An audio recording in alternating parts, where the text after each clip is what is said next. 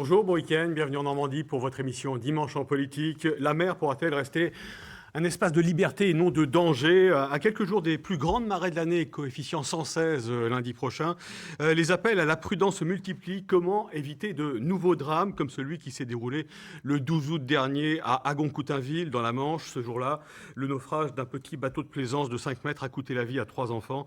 Les victimes sont 2 fillettes âgées de 9 et 13 ans et un garçon de 7 ans. 3 adultes originaires d'Argentan dans l'Orne et de Château-Gontier en Mayenne ont été, vous le savez, récupérés par les sauveteurs. Alors, il n'est pas question ce midi de nous substituer au travail des enquêteurs, mais d'essayer de comprendre comment, à l'avenir, on pourrait éviter de tels accidents.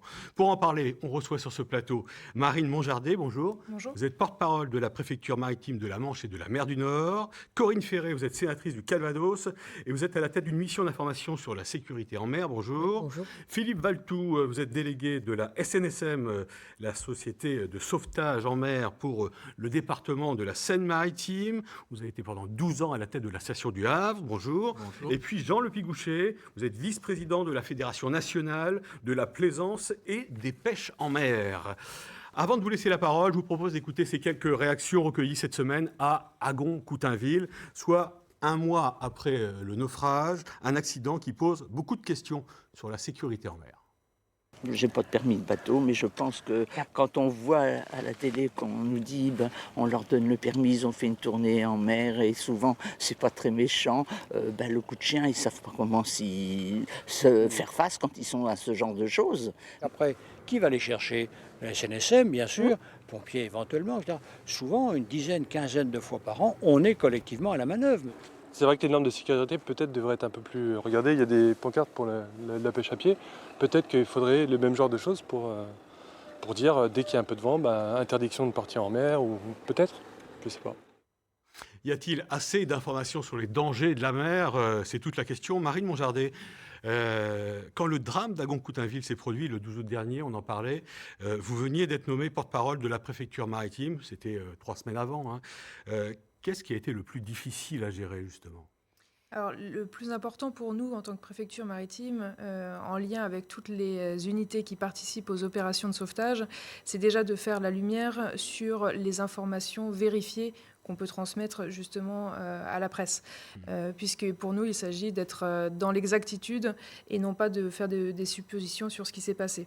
Et effectivement, ce jour-là, on a pu avoir un déroulé assez précis qu'on a pu communiquer dans les meilleurs délais.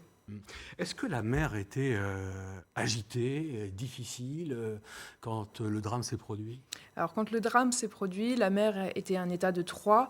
C'est un état qui est plutôt classique. C'est pas force 3. C'est état de mer 3. C'est à peu près 1 mètre de hauteur de vague. C'est un état de mer qui est plutôt classique pour la Manche.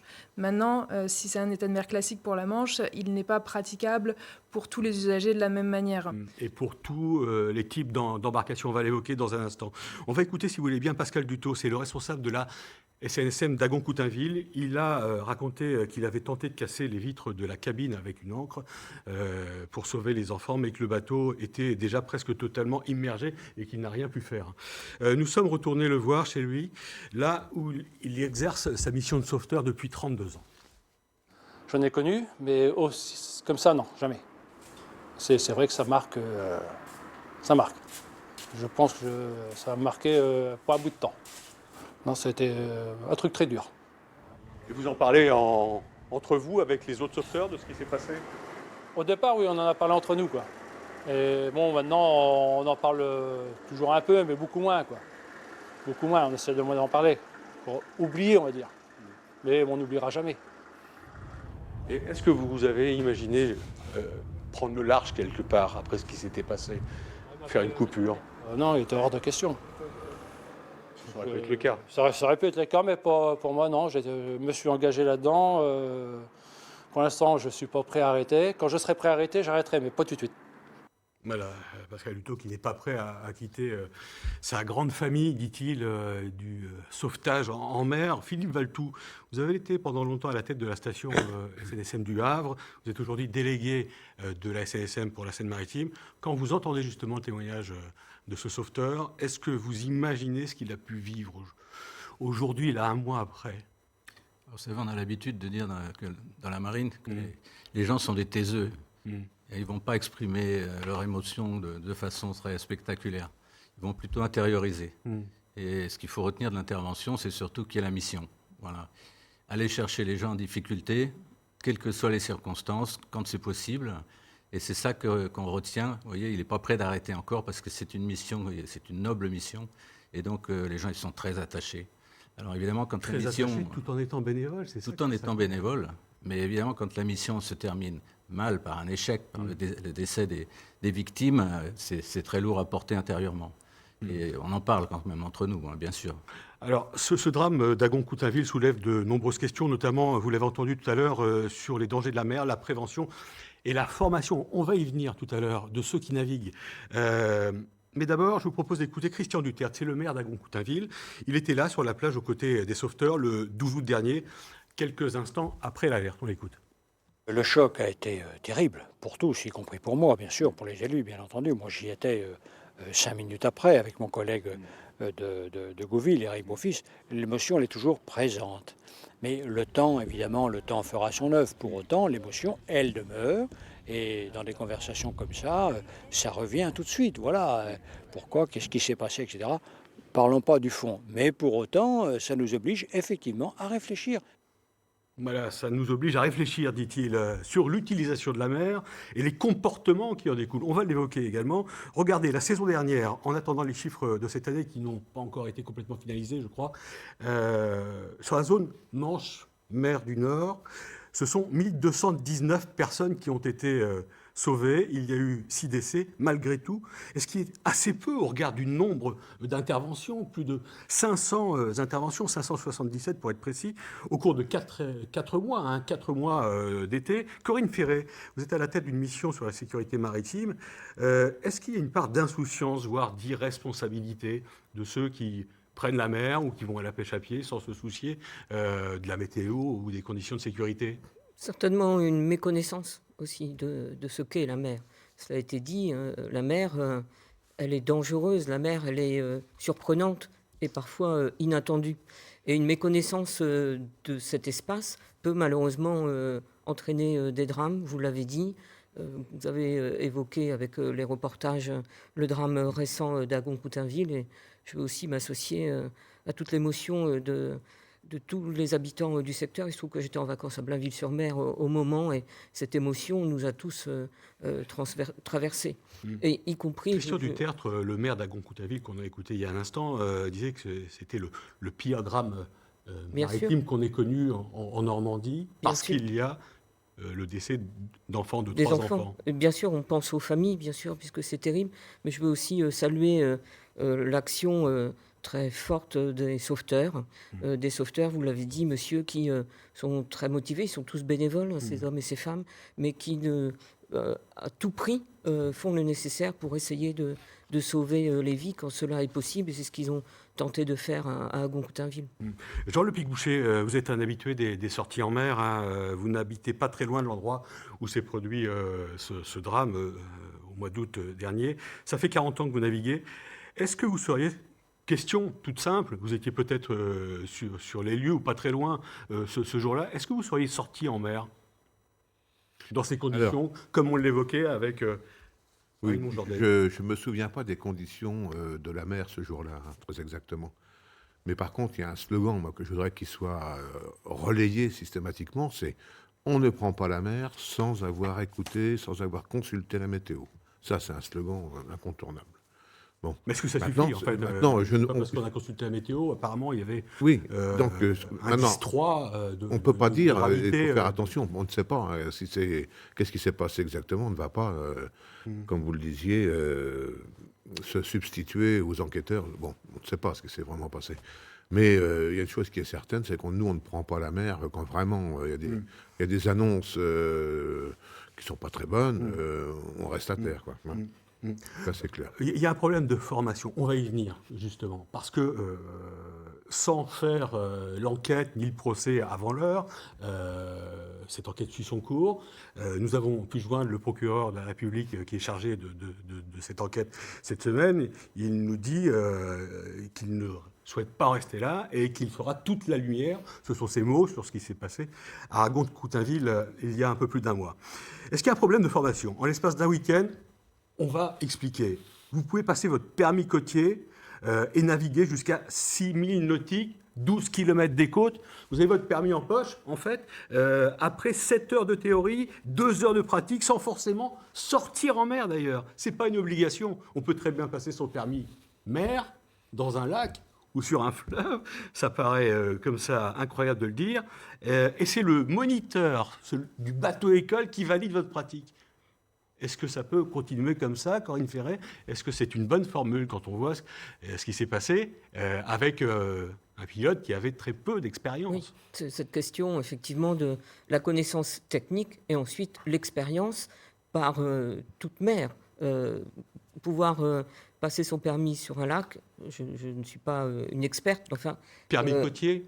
Permis côtier maritime. Mais effectivement, lorsqu'on se retrouve en pleine mer, et parfois avec une mer qui évolue très rapidement, il est nécessaire d'avoir de l'expérience. Certainement faudra-t-il réfléchir avec tous les acteurs pour compléter cette formation, de façon à ce que les nouveaux détenteurs de ce permis soient plus aguerris, connaissent mieux la mer, s'approprient mieux aussi la lecture, l'interprétation d'une carte maritime. Il y a aussi aujourd'hui des outils dans les bateaux électroniques, mais tout ça, il faut pouvoir le maîtriser et surtout, la nature, il faut pouvoir l'appréhender et la tenir en main, on va dire, lorsque des événements se déchaînent soudainement. Mais pourquoi, en fait, on peut obtenir, je repose cette question, son permis en moins de 48 heures, sans jamais avoir eu un bateau, sans jamais avoir eu d'expérience maritime on n'a pas, c'est pas le permis accompagné, c'est pas la conduite accompagnée là. Non, mais la pratique de la mer a changé. Avant, on était dans une pratique familiale. Il y avait une transmission de génération à génération, et on apprenait doucement par le père, le grand-père, ce qu'il fallait faire et surtout ce qu'il fallait pas faire. Maintenant, on est dans une consommation des loisirs nautiques. Les gens veulent très vite arriver à un résultat, et donc malheureusement, je pense que le permis facilite ce genre de comportement. Ouais, mais alors, un permis, je ne sais pas si on a les chiffres, mais un permis, ça coûte environ 150 €, entre 150 € et 450 € à peu près. On peut l'avoir pratiquement sur Internet, j'exagère à peine. Il y a eu des bateaux-écoles qui ont été suspendus. Je dis ça parce qu'il y a eu les gens, le Pigouché, vous connaissez le problème, il y a des bateaux-écoles qui ont été suspendus parce qu'ils délivraient trop facilement ces permis. Ça existe ? Ça se dit, oui, évidemment. Mais ça a été changé il y a quelques années. Auparavant, vous aviez un inspecteur qui se déplaçait. Bon, moi, quand j'ai passé mon permis bateau, c'était en 1976, c'était un inspecteur totalement indépendant des moniteurs de bateau-école. Alors, faut-il revenir à une formule plus étatique, si j'ose dire ? Enfin, c'est possible. Mais de toute façon, il y a quand même un problème sur vraiment la formation, la totalité de la formation. Marine Monjordet, justement, vous avez l'impression justement que les gens sont insouciants ? Je pose la question comme je l'ai posée à Corinne Ferré. Je pense que ce qui est intéressant de remarquer, c'est qu'effectivement, il y a un effet estival. Pendant la période estivale, vous avez plus d'usagers de la mer et plus de gens qui la découvrent pendant l'été, qui ne sont pas des habitués de la mer, ce ne sont pas des pêcheurs professionnels, ce ne sont pas des transporteurs maritimes, ce sont plus des plaisanciers qui veulent effectivement soit consommer du loisir nautique, les kitesurfers, les véliplanchistes, ceux qui font de la plongée, les promeneurs, la pêche à pied également, avec les risques d'isoler par la marée que vous mentionnez, la plaisance, effectivement. Donc nous, ce qu'on met au point pendant cette période estivale, c'est des campagnes de prévention avec à la la fois davantage de messages de prévention délivrés, que ce soit sur les supports de communication de la préfecture, mais également avec des opérations un peu coup de poing qui sont menées avec les DDTM. Mais ça n'empêche pas ces interventions. Plus de 500 interventions l'année dernière. Ça coûte très cher. On va voir justement quelques chiffres. L'intervention d'une heure d'hélicoptère de la Marine nationale, c'est environ 20 000 €. Une heure d'une vedette de la SNSM, 400 €.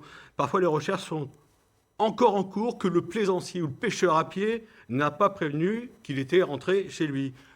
Qu'est-ce qu'on fait, justement, Jean-Le Picouchet, pour changer ses comportements? Parce que la facture, c'est la SNSM, c'est l'État qui la paye. C'est la grosse question, justement. Ouais. Ben, vous savez, comment on responsabilise? Dans d'autres domaines, j'évoquais avant l'émission les accidents de la route où on fait passer des messages, etc. Et ça n'empêche pas que derrière, on a toujours des comportements irresponsables. Bon, concernant la mer... on a fait passer des messages, on diffuse des guides des bonnes pratiques, il y a des opérations coup de poing, il y a des réunions d'information sur la sécurité. Nous, à Granville, on le fait régulièrement. Il y a des associations qui font des démonstrations, également, par exemple, d'utilisation des gilets, des radeaux de survie, etc. Et bon, voilà, qu'est-ce qu'on peut faire de plus, quoi, Est-ce qu'on peut retirer le permis? Non. Ah bah moi j'ai connu, ça se fait.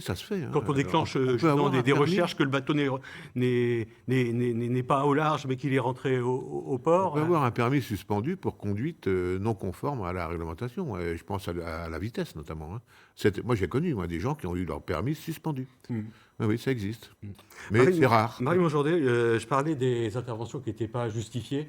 Justement, il y en a combien par an? Ça représente quoi en pourcentage? Alors, ce qu'on appelle les fausses alertes ou les opérations de lever le doute, effectivement, il en existe. Après, il faut... le plus souvent, il peut y avoir certains comportements qui sont effectivement corrigeables. Marquer son matériel, par exemple, pour les voiles de kitesurf ou les planches, permet d'éviter de retrouver une planche et de ne pas savoir à qui elle appartient, du coup de lancer une opération pour lever le doute, vérifier qu'il n'y a pas de personne en danger, parce que la vocation... Ça prend beaucoup de temps et beaucoup de moyens, ça. Ça prend effectivement du temps et des moyens, mais l'objectif pour nous, et pour la SNSM également, qui participe à peu près 50% des opérations de sauvetage par moyen nautique, c'est la sauvegarde de la vie humaine. Et c'est ce qui nous intéresse. Ce qui est gratuit, justement. La vie n'a pas de prime, en l'occurrence. On ne facture pas le sauvetage d'une personne. On facture uniquement la récupération du matériel. Ça, c'est la règle. La sauvegarde de la vie humaine, c'est obligatoire. C'est obligatoire et gratuit. Par contre, l'assistance aux biens, c'est facultatif et c'est rémunéré. Ça, c'est la règle. Mais quand on voit que la majorité des interventions se font, on a tous peut-être un peu navigué et écouté ce qui se passait sur la VHF, pour des pannes moteurs, bateaux à la dérive pour des pannes moteurs, pour de l'essence qu'on n'a pas mis en quantité suffisante dans le réservoir, ça pose question. Ça, c'est une partie des opérations, effectivement. C'est une partie, mais ça c'est pas revient souvent. l'ensemble des opérations qui sont menées, effectivement. Et quand vous parlez d'opérations conduites en mer, notamment pour l'assistance des navires, effectivement, l'action de l'État en mer, c'est tout un dispositif. C'est en partie la SNSM, mais c'est aussi les administrations, la Marine nationale, les douanes, la gendarmerie maritime, les affaires maritimes, etc., qui interviennent au quotidien et qui, à la fois avec leur dispositif, permet de prévenir un certain nombre d'opérations et notamment en diffusant du message d'information, les points météo que vous évoquiez. Voilà, tout ça, c'est déjà des actions qui sont menées pour prévenir ces accidents. Alors, si on est en difficulté, que ce soit sur un bateau, mais également sur la plage, à la pêche à pied, lors d'une baignade sur le littoral, on appelle qui ? Le 196, c'est ça? Oui, le 196. C'est un numéro qu'il faut avoir. Encore faut-il que le téléphone capte. C'est pour ça qu'il est très important d'avoir également la VHF Canal 16. Qu'est-ce qu'on pourrait améliorer, Corinne Ferry, justement, dans votre réflexion, là, parce que vous allez faire des propositions, j'imagine, après cette mission d'information? Tout à fait. L'objet de cette mission, donc, qui porte sur le sauvetage en mer et la sécurité maritime, est de pouvoir faire des propositions, des recommandations pour améliorer la situation. à la fois sur la question du financement pour les stations SNSM, tant en investissement, mais surtout et aussi en fonctionnement, et puis dans toute l'organisation, responsabiliser peut-être plus encore les usagers, on va dire au sens large. La question pour les bateaux qui, pour de nombreuses sorties, sont dues à des pannes techniques. Au regard des auditions que nous avons entamées au Sénat, on s'aperçoit aussi que l'acquisition d'un bateau dit d'occasion se fait très facilement, très simplement, c'est parfait, mais sans forcément de contrôle technique comme on pourrait l'avoir au niveau des voitures. Et donc, on ne maîtrise pas, on n'a pas forcément toujours connaissance de l'état réel du bateau. Et on peut donc se retrouver dans des situations... Et ça veut dire que ça pourrait changer, ça, que demain, il faudrait des choses avoir un contrôle technique du bateau ou une traçabilité, on va dire, technique, des choses peut-être un peu plus encadrées qui assurent... Pour éviter qu'un moteur tombe en panne, par exemple, à quelques centaines de mètres de la plage. Technique, tout à fait. Et mettre les occupants dans une situation difficile. Alors, on a parlé du 196, le numéro qu'il faut composer pour joindre le cross Jobourg, par exemple. Mais il y a une sorte... alors, vous allez nous la montrer, vous l'avez avec vous, Philippe Valtou? Allez, je sors. Alors, montrez-nous ça. L'objet. Qu'est-ce que c'est? Voilà. Alors ça, c'est une balise, en fait. C'est un petit concentré de technologie. C'est à la fois un téléphone qui est déjà pré-réglé vers le cross ou les organismes à prévenir, et une balise de géolocalisation. Voilà, donc c'est très simple. Vous mettez... Ça ressemble un peu à un bracelet-montre. Ça a été dessiné par M. Stark, donc tout le côté esthétique. Et donc, ça s'est fait pour simplement... C'est étanche, on appuie, on déclenche donc un message mais il faut un réseau par le téléphone. Voilà, par le réseau téléphonique. C'est ça. On ne peut pas être à 20 km au large et se servir de ça. Alors nous, à l'SNSM, les statistiques sont assez redoutables. La majorité des interventions, très forte majorité, c'est à moins de 5000. Donc vous avez une couverture téléphone dans la plupart des cas, sauf quelques coins qui sont peut-être des zones grises, mais en général, vous avez une couverture téléphone. Donc grâce à ce système, en fait, vous pouvez prévenir ou vos proches ou directement les... Ça coûte combien? Alors, avec 80 heures d'utilisation, c'est 120 €. Et ça peut sauver une vie. Oui, là, c'est d'une efficacité remarquable. Et éviter justement qu'on fasse des interventions qui n'ont pas lieu d'être par moment. La SNSM ne fonctionne qu'avec des bénévoles, je le disais au début, 6000 bénévoles, 450 embarcations qu'il faut entretenir et seulement 21 millions de budget. Est-ce que demain, on pourrait changer ce fonctionnement du sauvetage et de la SNSM, un peu à l'anglaise? Les Anglais, ils ont des professionnels, des entreprises de sauvetage. Est-ce que vous y êtes favorable? Corinne Ferré? Nous ne sommes pas favorables à remettre en question, le bénévolat, l'organisation même du sauvetage en mer par les bénévoles, les sauveteurs de la SNSM. On voit bien nous sommes avec des hommes et des femmes particulièrement motivés, formés, qui ont une expérience et une connaissance et un dévouement qu'on ne retrouverait en aucune autre circonstance. Et cette organisation-là, propre à la France, est tout à fait à saluer. Ce qu'il faudrait certainement faire évoluer, c'est toute l'organisation, je dirais, un peu plus administrative et surtout financière. Lorsque les stations se voient contraintes, on va dire, de renouveler le matériel, et en particulier les canaux, on est sur plusieurs millions d'investissements. Alors justement, on va avoir une image, tiens, puisque vous en parlez... les nouveaux canaux tout temps capables de se retourner en cas de chavirage, c'est impressionnant. Regardez ces images-là. Ça vaut plus d'1 million d'euros, c'est ça, Philippe Valtou? Oui, 1,3 million, 1,4 million, oui. Donc ça veut dire, il y en a un certain nombre à acheter dans les mois et dans les années qui viennent. Sur les 316 canaux actuellement en service, il y en a plus d'un tiers qui doivent être changés dans les 5 ans. Donc pour nous, c'est un budget d'investissement qui est évalué au moins à 6 ou 7 ou 8 millions d'euros. Et pour l'instant, on n'en a pas la capacité. C'est la raison pour laquelle on est en train d'essayer de faire prendre conscience au gouvernement que le modèle financier tel qu'il est actuellement, ça ne peut plus marcher. Parce qu'il y a les bateaux. Mais qu'est-ce qu'on peut faire alors? Qu'est-ce qu'on peut faire pour garder une qualité du sauvetage en mer? Qu'est-ce qu'on fait? On demande à l'État de donner davantage d'argent aux contribuables. Il faut que tout le monde fasse un effort. L'État, finalement, peut faire certainement un effort, même si on est dans des conditions de budget contraint.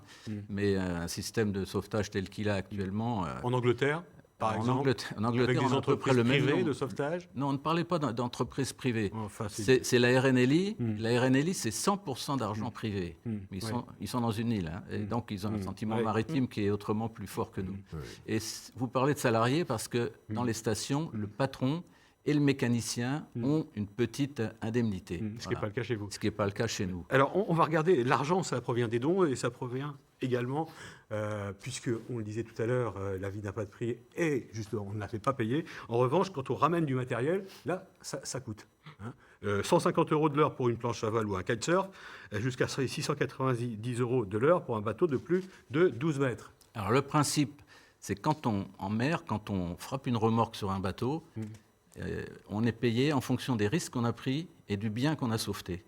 Donc, imaginez qu'on aille chercher un super yacht, on aurait droit à demander, en termes purement juridiques maritimes, une indemnité très importante. Oui. Ce n'est pas le but de la SNSM. Ce sont les assurances qui paient.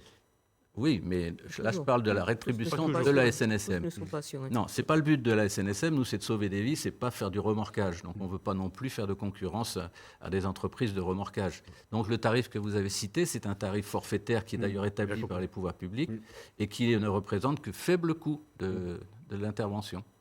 Alors, on arrive pratiquement à la fin de cette émission, ça va vite, hein. Je vous le disais, vous serez peut-être nombreux encore ce week-end à profiter des 600 km de côtes, de belles côtes de la Normandie.